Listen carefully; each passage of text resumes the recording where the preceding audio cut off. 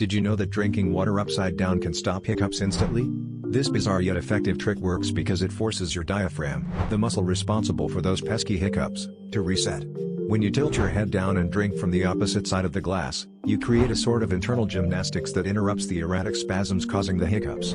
It's like tricking your body into focusing on a new challenge, momentarily confusing the nerves and muscles involved. The slight physical distraction and change in posture realign your breathing pattern and stabilize the diaphragm. Next time you find yourself battling an annoying bout of hiccups, grab a glass of water, lean forward, and drink from the far rim. It's simple, quick, and surprisingly effective. Your hiccups might just vanish before you even finish the glass.